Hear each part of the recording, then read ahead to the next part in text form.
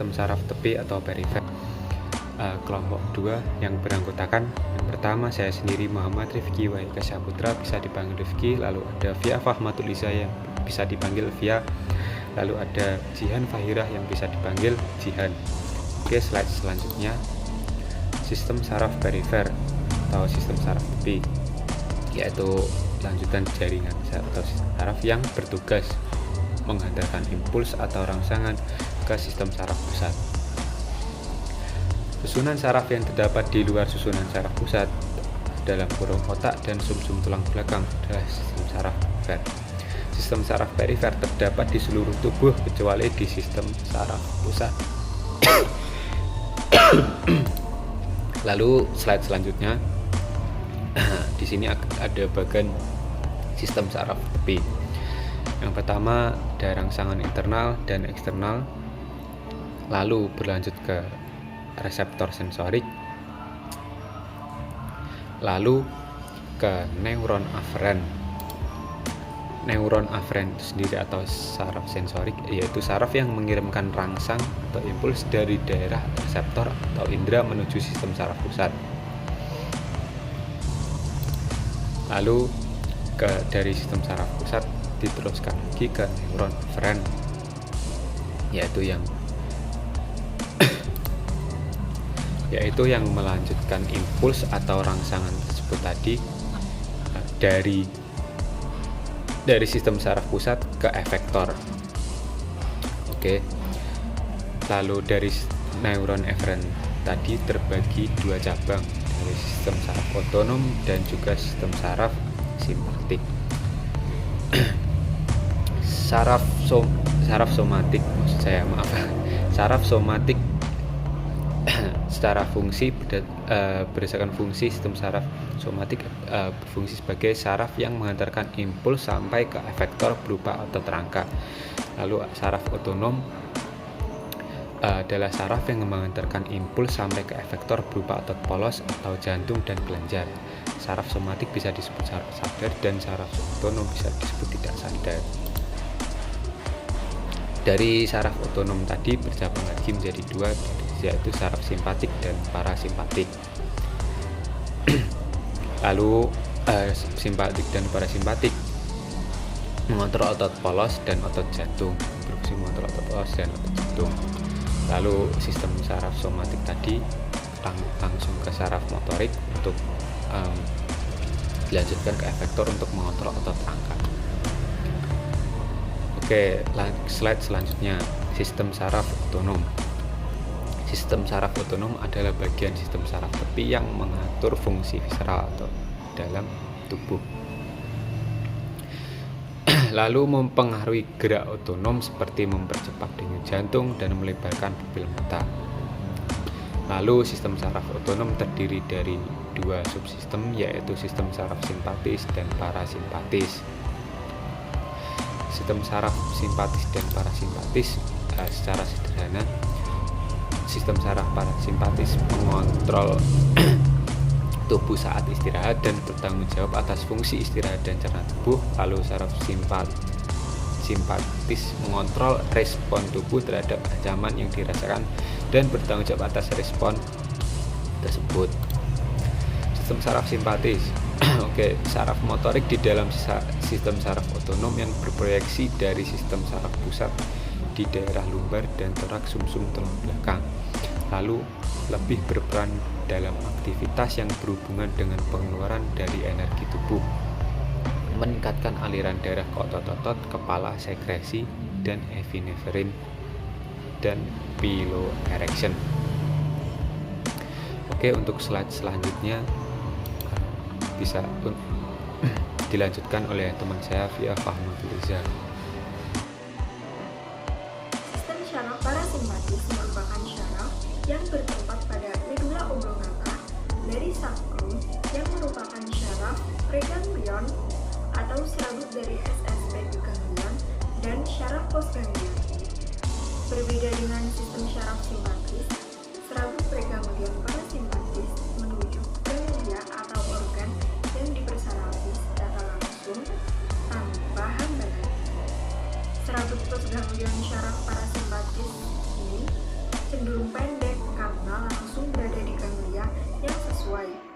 Ini berbeda dengan sistem syaraf simpatis, di mana neuron postganglion relatif panjang. Ini menggambarkan bahwa ganglia dari rangkaian paravertebra simpatis yang berbeda jauh dengan organ yang dipersarafinya.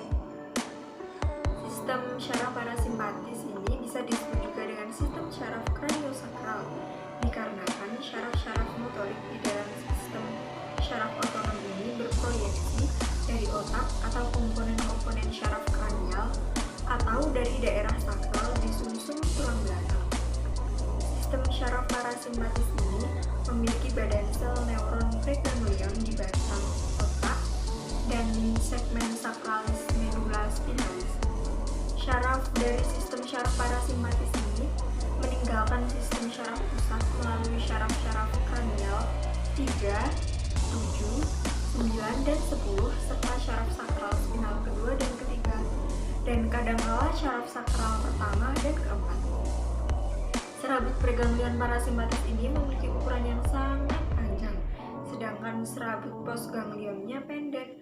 Hal ini disebabkan oleh karena ganglia pada sistem syaraf simpatis terdapat di dalam ganglion intramural atau dekat ganglion terminal dengan organ target.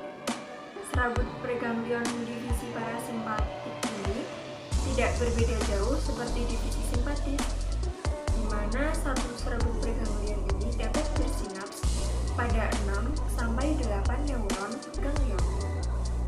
Hanya berbeda dengan serabut postganglion simpatis, serabut postganglion parasimpatis mempengaruhi organ yang sama. Hanya saja berbeda dengan divisi simpatis, ganglion parasimpatis ini memiliki target untuk organ yang lebih spesifik sehingga efek stimulasi parasimpatis lebih terlokasi. Baik, yang selanjutnya yaitu tentang perbedaan efek simpatik dan efek parasimpatik. Yang pertama yaitu organ kelenjar ludah. Efek simpatik ini akan menurunkan sekresi, sedangkan efek parasimpatik akan menaikkan sekresi. Lalu di organ jantung, simpatik akan berefek menaikkan detak jantung, sedangkan parasimpatik akan menurunkan detak jantung. Lalu, di pembuluh darah, efek simpatik akan mengonstriksi pembuluh darah di sebagian organ, dan efek parasimpatik akan mendilatasi pembuluh darah di sebagian organ. Lalu di organ penis, efek simpatik akan ejakulasi, sedangkan efek parasimpatik akan ereksi. Lalu di organ otot-otot radial iris, efek simpatik akan mendilatasi pupil, dan efek parasimpatik tidak menimbulkan efek. Lalu otot-otot lingkar iris, efek simpatik ini tidak memiliki efek, sedangkan di parasimpatik akan mengonstriksi pupil. Lalu di kelenjar air mata, efek simpatik tidak ada efek, dan efek parasimpatik menstimulasi sekresi. Lalu di kelenjar keringat, efek simpatik akan menstimulasi sekresi, sedangkan efek parasimpatik tidak memiliki efek. Lalu di lambung dan usus, efek simpatik tidak ada efek, dan efek parasimpatik akan menstimulasi sekresi.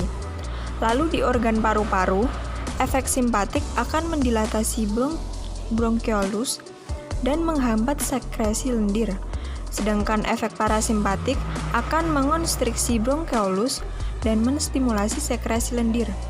Lalu yang terakhir yaitu otot-otot arektor pili. Efek simpatik akan menegakkan bulu dan menimbulkan ghost flash atau merinding, sedangkan efek parasimpatik tidak memiliki efek sama sekali. Dan selanjutnya saya akan menjelaskan tentang sistem syaraf somatik. Sistem syaraf somatik adalah bagian dari sistem syaraf tepi yang terkait dengan kontrol gerakan tubuh secara sukarela melalui otot rangka. Sistem syaraf somatik ini terdiri dari syaraf aferen atau syaraf sensorik dan syaraf eferen atau syaraf motorik. Syaraf aferen ini bertanggung jawab untuk menyampaikan sensasi dari tubuh ke sistem syaraf pusat. Dan sedangkan syaraf eferen bertanggung jawab untuk mengirimkan perintah dari SSP ke tubuh, merangsang kontraksi otot, dan mereka ini mencakup semua neuron non-sensorik yang terhubung Dan sistem syaraf somatik ini memiliki fungsi untuk mengontrol semua sistem otot dengan sukarela di dalam tubuh dan proses busur refleks sukarela.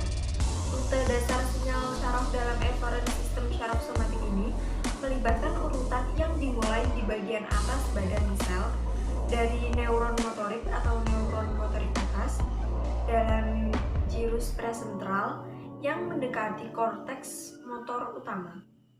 Rangsangan dari gyrus presentral ini ditularkan dari neuron motorik atas dan turun ke traktus corticospinalis melalui akson untuk mengontrol otot rangka sukarela.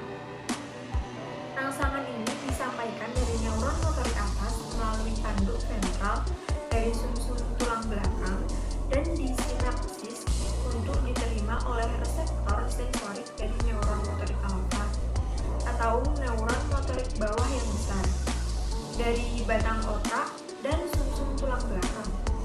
Neuron motorik atas melepaskan neurotransmitter asetilkolin dari kenop terminal aksonnya yang diterima oleh reseptor nikotinik dari neuron motor alfa. Pada gilirannya, neuron motorik alfa menyampaikan rangsangan. Dari sana, asetilkolin dilepaskan dari kenop terminal akson neuron motorik alfa dan diterima oleh reseptor postinaptik.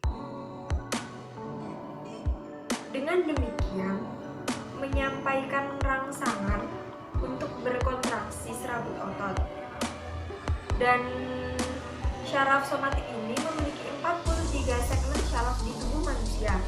Pada setiap segmen ada serapan syaraf sensorik dan motorik. Di dalam tubuh, 31 segmen syaraf berada di sumsum tulang belakang dan 12 di batang otak. Selain itu, ribuan syaraf asosiasi juga ada di tubuh. Dengan demikian, sistem syaraf somatik ini terdiri dari dua bagian. Yang pertama yaitu syaraf tulang belakang. Mereka adalah syaraf perifer yang membawa informasi sensorik ke dalam dan perintah motorik keluar dari sumsum tulang belakang. Dan yang kedua yaitu syaraf kranial. Mereka adalah serabut syaraf yang membawa informasi masuk dan keluar dari batang otak. Mereka termasuk penciuman, penglihatan, mata, otot mata maksudnya, mulut, rasa, telinga, leher, bau, dan lidah. Dan untuk lebih lengkapnya, mungkin bisa dijelaskan oleh materi selanjutnya yang akan dibawakan oleh Mbak Jihan. Slide selanjutnya adalah spinal nervous atau yang biasa disebut dengan saraf tulang belakang. Jadi, pada saraf tulang belakang ini terdapat saraf-saraf motorik dan otonom yang berawal pada saraf-saraf sensorik dan berakhir pada medula spinalis. Di dalam saraf tulang belakang ini terdapat 31 pasang saraf kiri dan kanan, yang artinya berarti saraf yang berada pada tulang belakang di kanan dan kiri itu terdapat 62 pasang saraf. Untuk lebih jelasnya, kita lanjut ke slide berikutnya. Di slide berikutnya ini terdapat gambar saraf tulang belakang. Jadi di situ terdapat gambar dan juga nama-nama saraf tulang belakang. Jadi pada gambar yang sebelah kiri itu terdapat gambar tulang belakang manusia yang terdiri dari otak, terus terdapat sumsum tulang belakang, terus terdapat saraf tulang belakang ke lengan, saraf tulang belakang ke batang, saraf tulang belakang ke kaki. Dan di situ terdapat cervical nervus atau saraf serviks yang berjumlah 8 pasang, dan terdapat saraf toraks yang berjumlah 12 pasang, dan saraf lumbal yang berjumlah 5 pasang, saraf sakral yang berjumlah 5 pasang, dan saraf tulang ekor yang berjumlah 1 pasang. Dan penjelasannya itu terdapat di gambar sebelahnya. Jadi untuk gambar sebelahnya itu yang warna merah itu adalah cervical nervus atau saraf serviks yang terdapat yang ada 8 pasang, yaitu ada kepala dan leher, ada diafram, ada deltoid, ada wrist, ada trips, dan ada hand atau tangan. Terus di gambar yang warna kuning itu terdapat thoracic nervus atau saraf torak yang ada 12 pasang. Dan untuk warna hijau itu ada lumbar nervus atau saraf lumbar, itu mempunyai 5 pasang. Dan untuk gambar warna biru itu adalah sacral nervus atau saraf sakral yang mempunyai 5 pasang. Slide selanjutnya adalah cranial nervus atau yang disebut dengan saraf kepala. Jadi saraf kepala ini mempunyai tugas untuk mengontrol fungsi sensorik dan motorik di bagian kepala dan leher. Saraf kepala ini bentuknya memanjang dari otak, dan pada saraf kepala ini terdapat 12 pasang saraf. Jadi pada slide terakhir ini ada gambar saraf pada kepala, 12 saraf yang ada pada kepala, yaitu ada yang namanya olfaktori. Olfaktori ini mempunyai peran dalam penciuman dalam masalah bau. Dan yang kedua ada optik. Optik ini mempunyai peran dalam penglihatan. Dan yang ketiga ada akulomotor. Akulomotor ini mempunyai fungsi motorik, yaitu mengontrol fungsi otot serta respon pupil di mata. Dan yang keempat ada troklir. Troklir ini mempunyai peran untuk menggerakkan bola mata ke bawah atau saat kita melotot untuk mata ini kembali seperti semula. Terus yang kelima ada trigeminal. Trigeminal ini mempunyai fungsi motorik maupun sensorik. Dan saraf trigeminal ini mempunyai 3 bagian, yaitu saraf ophthalmicus, saraf maxillaris, dan saraf mandibular. Dan yang keenam ada saraf abdusen. Saraf abdusen ini mempunyai tugas untuk mengatur pergerakan otot yang biasa disebut dengan rectus lateral.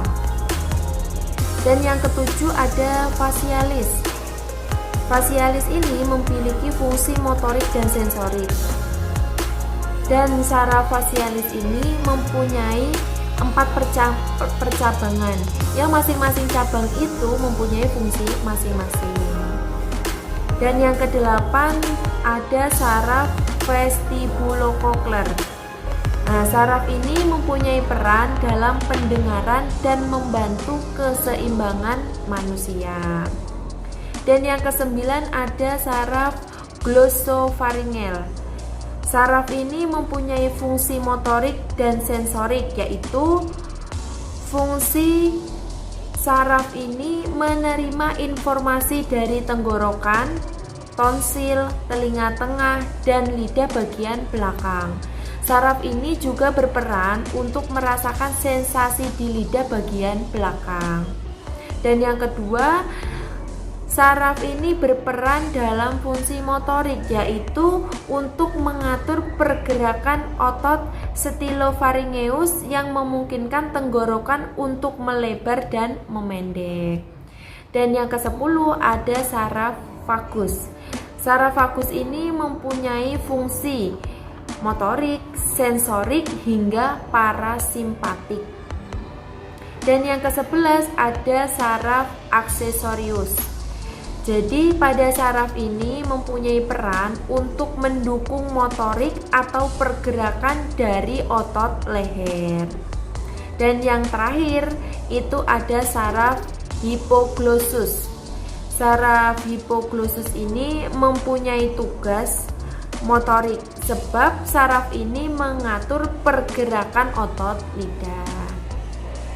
Sekian penyampaian PPT dari kelompok kami. Apabila ada yang kurang dipahami, kami mohon maaf yang sebesar-besarnya. Dan kami ucapkan terima kasih. Assalamualaikum warahmatullahi wabarakatuh.